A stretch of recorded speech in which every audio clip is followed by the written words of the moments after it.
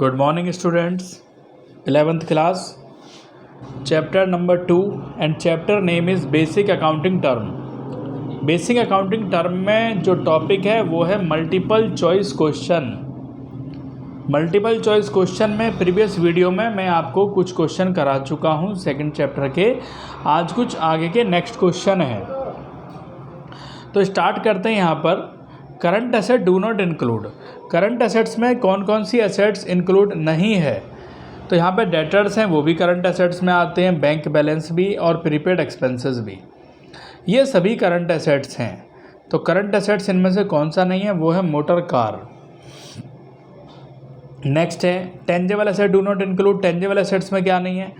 Tangible assets उन्हें कहते हैं जिन एसेट्स को हम सीन कर सकते हैं, जिन्हें हम टच कर सकते हैं। Which can be seen and touched, that is called tangible assets. तो उसमें क्या इंक्लूड नहीं है, जैसे कि फर्नीचर है भाई, फर्नीचर टेंजेबल एसेट्स है, स्टॉक भी टेंजेबल एसेट्स है, कैश भी टेंजेबल एसेट्स है। तो यहाँ पर जो राइट आंसर है वो है गुडविल। गुडविल हमारा टेंजेबल एसेट्स नहीं है, गुडविल हमारे टेंजेबल एसेट्स में नहीं आता है। नेक्स्ट क्वेश्चन है intangible asset do not include, intangible assets में क्या इंक्लूड नहीं है स्टूडेंट्स। इंटेंजेबल एसेट्स आपका पेटेंट भी है, ट्रेडमार्क भी है, प्रीपेड एक्सपेंसेस। तो क्या इंक्लूड नहीं है इंटेंजेबल एसेट्स में, उसका right answer is stock. And next question is wasting asset do not include, wasting assets में क्या इंक्लूड नहीं है।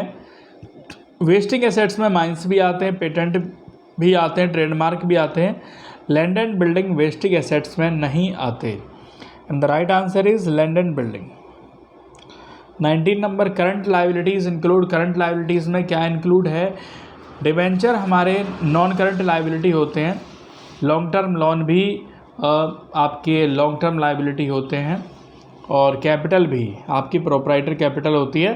तो इसमें राइट आंसर है बिल्स पेबल, कि करंट लायबिलिटी जो है वो बिल्स पेबल है। नेक्स्ट क्वेश्चन करते हैं 20 number. Current liability do not include, current liability में क्या नहीं है। क्रेडिटर करंट लायबिलिटी होते हैं, बिल्स पेबल भी करंट लायबिलिटी होता है,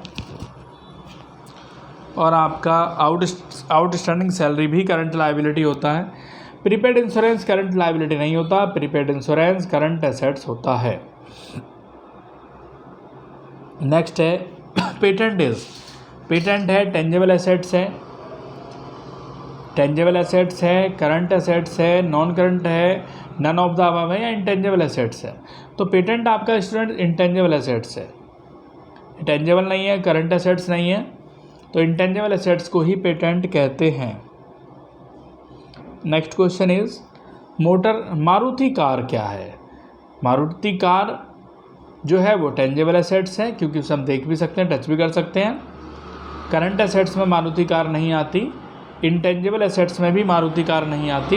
तो right answer is tangible assets, यानी कि सी। 23rd क्वेश्चन है any expenditure the full benefit of which is receive during one accounting period. तो कौन सा है उसमें आपके रेवेन्यू एक्सपेंडिचर हैं जो एक अकाउंटिंग पीरियड में ही होते हैं। करंट लायबिलिटी या करंट एसेट्स या कैपिटल एक्सपेंडिचर आपके नहीं है। तो राइट आंसर क्या है, revenue expenditure. Revenue expenditure is the right answer.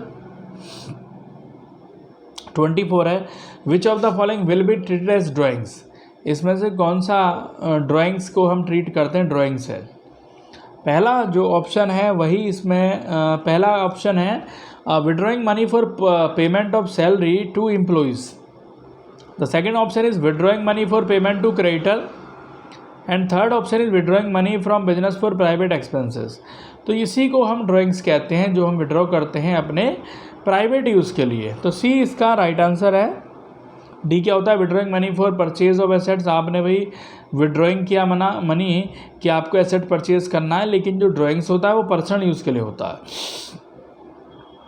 Next question है 25th main features of business transaction क्या है।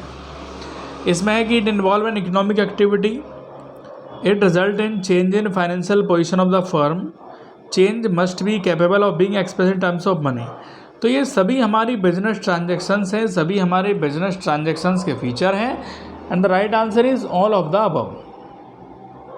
नेक्स्ट करते हैं इसके बाद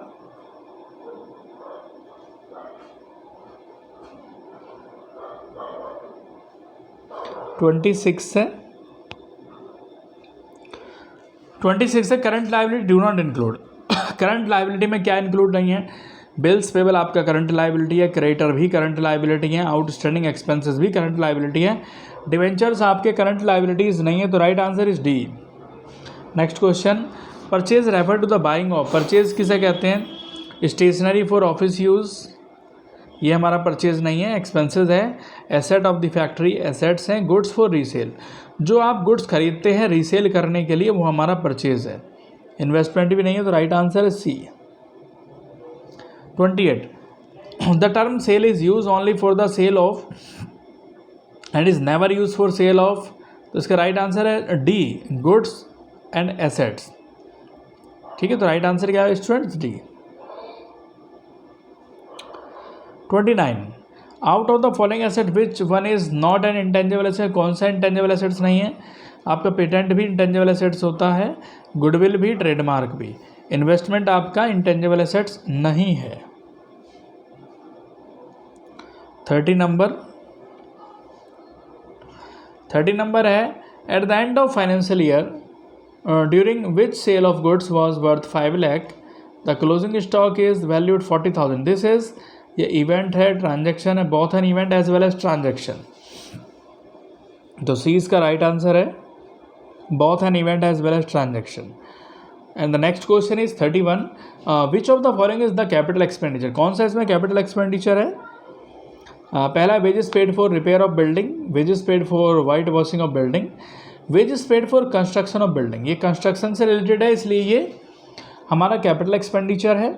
बाकी सभी जो हमने पढ़े वो रेवेन्यू एक्सपेंडिचर है। Wages for cleaning of building, ये भी आपका जो है रेवेन्यू एक्सपेंडिचर है। कैपिटल एक्सपेंडिचर, यहाँ पे सी ऑप्शन जो है वो राइट आंसर है, C, wages paid for construction of building.